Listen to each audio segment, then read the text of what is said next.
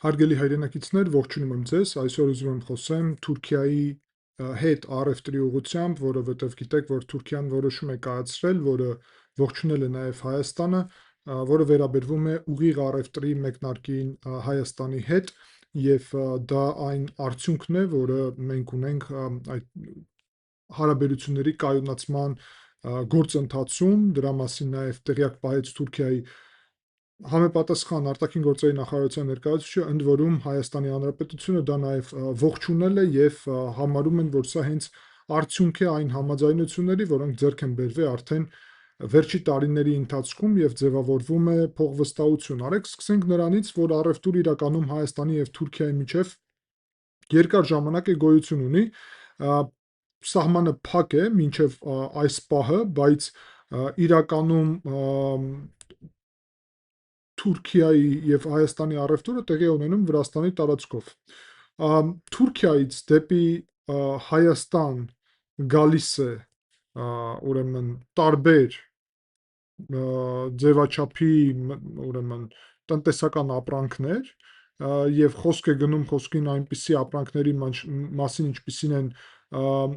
հատուկ մեքենաները եւ մեխանիկական սարքերը, երկաթի եւ պողպատի ուրեմն արտադրանքը, տեքստիլը եւ պլաստմասը, բացի դրանից Հայաստանի պատշաճ մարմնի տեղեկատվությամբ խոսք է գնում ուրեմն վիճակագրական կոմիտեի տվյալների մասին 2024 թվականին Թուրքիայի այդ առևտուրը կազմել է Հայաստանի 334 միլիոն ԱՄՆ դոլար,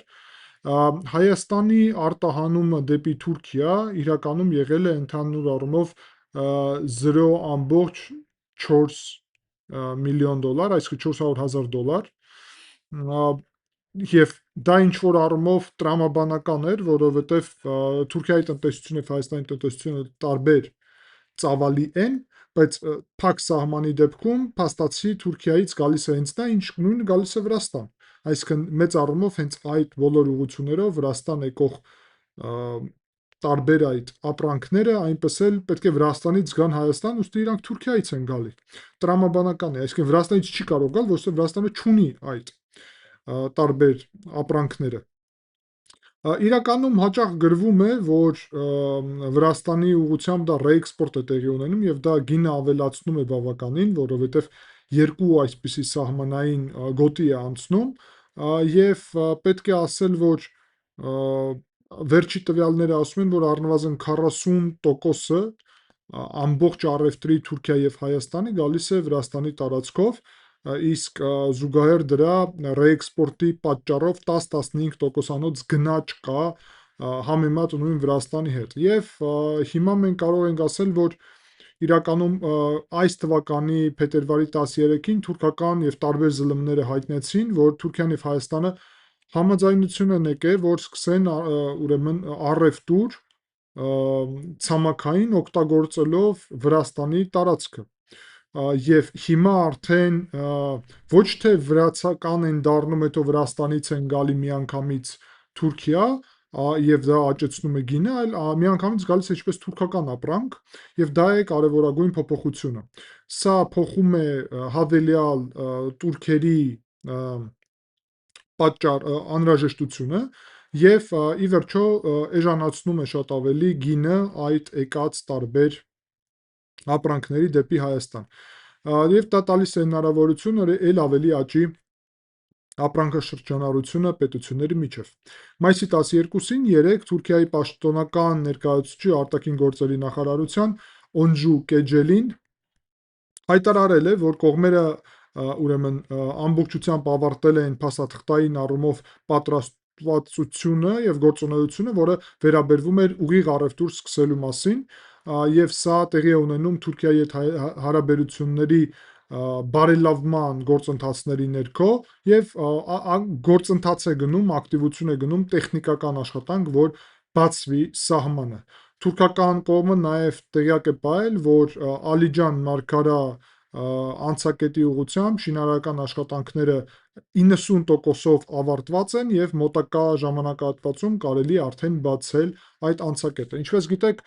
Ալիջան Մարգարա անցակետը գտնվում է ոչ այդքան հեռու Երևանից, եւ առաջի փուլում բացելով այդ անցակետը հենց առևտրի համար, սա հսկայական փոփոխություն կբերեր Հայաստանի տնտեսությանը, որովհետեւ առնվազն այդ 400 միլիոն դոլարի ներմուծումը Հայաստանը, որը այնպես էլ անում է, այնպես էլ ունի այդ ներմուծումը,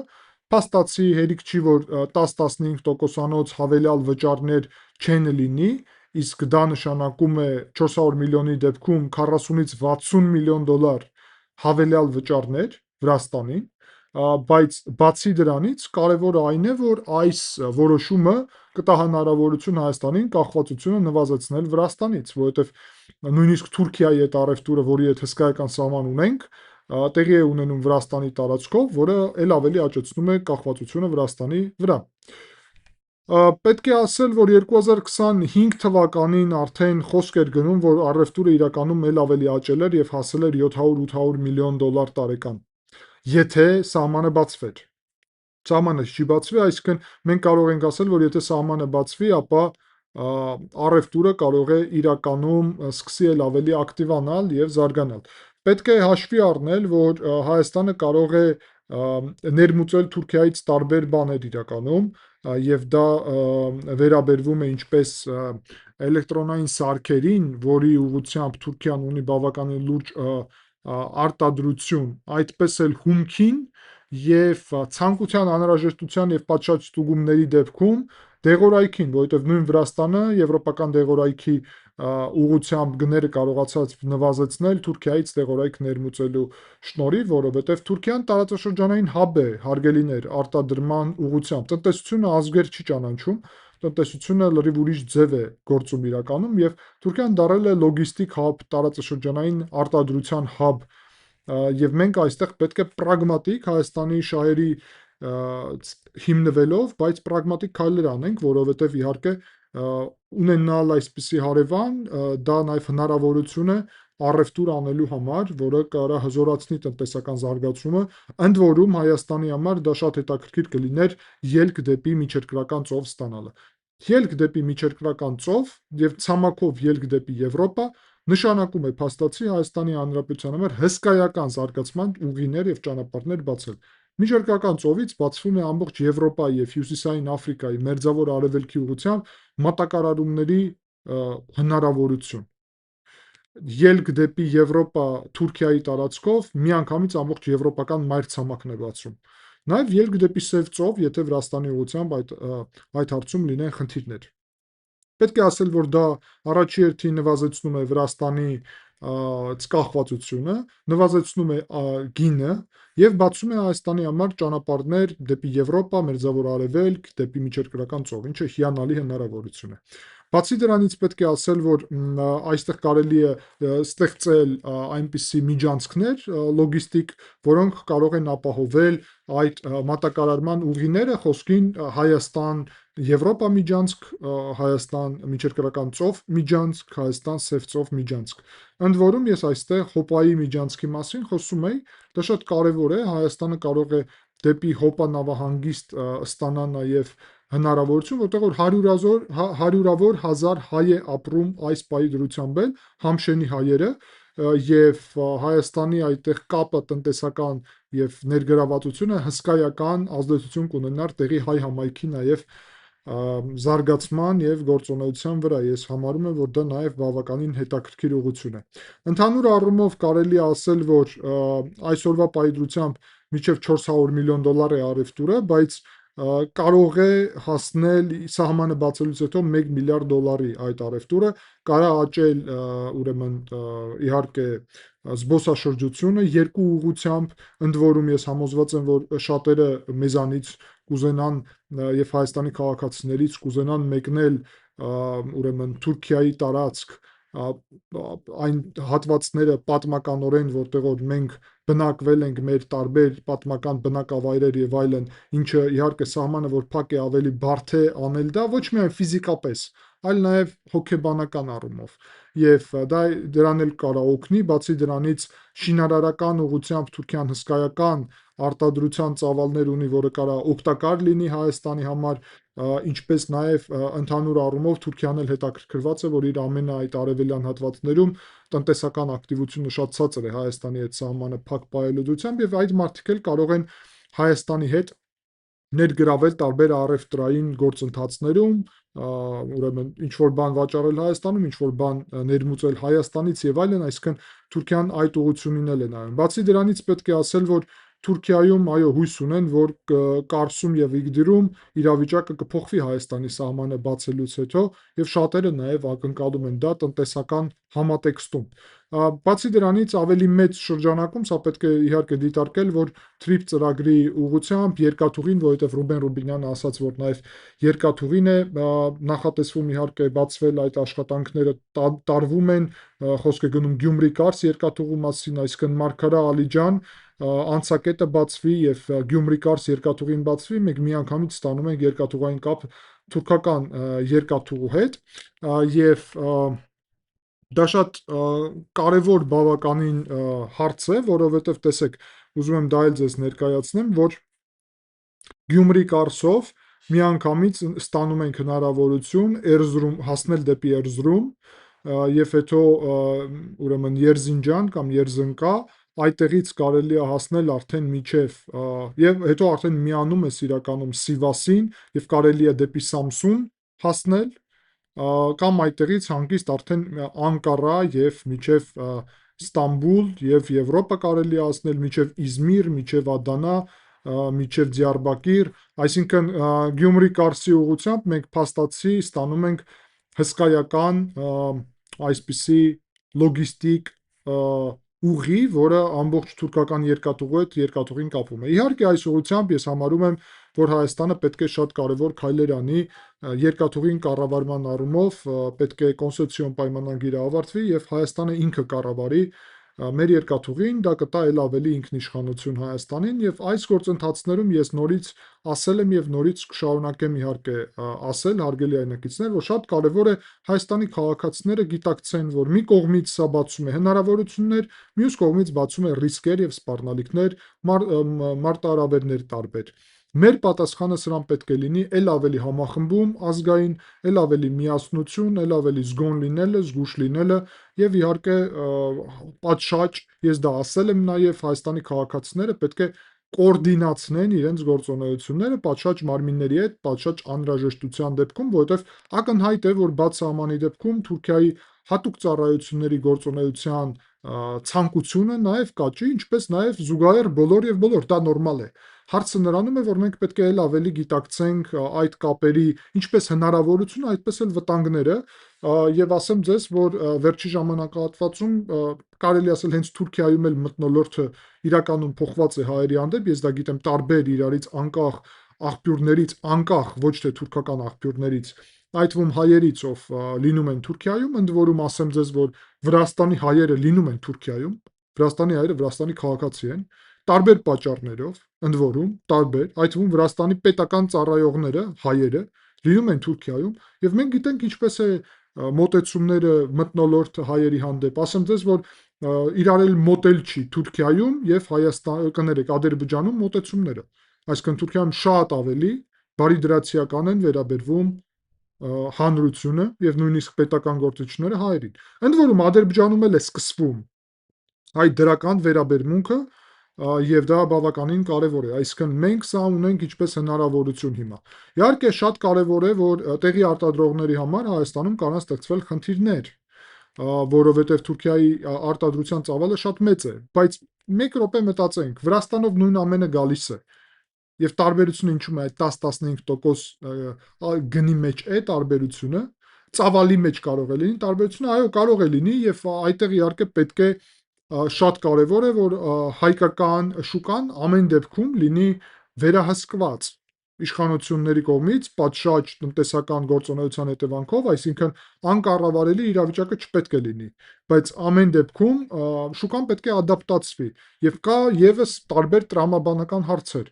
Խոսքին կա ոլորտներ, որտեղ որ ընդհանուր առումով սեփական արտադրությունը շատ ավելի բարդ բան է, իսկ դրա փոխարեն Հայաստանը կարող կոնցենտրացվի ավելի ուրիշ ոլորտների վրա, որտեղ որ սեփական արտադրությունը շատ ավելի օգտակար է։ Դա նորմալ է, դա բոլոր պետությունները անում են։ Այսինքն խոսքին ծանր մետալուրգիան, եթե Թուրքիայում զարգացած է, կամ նավթի մշակումը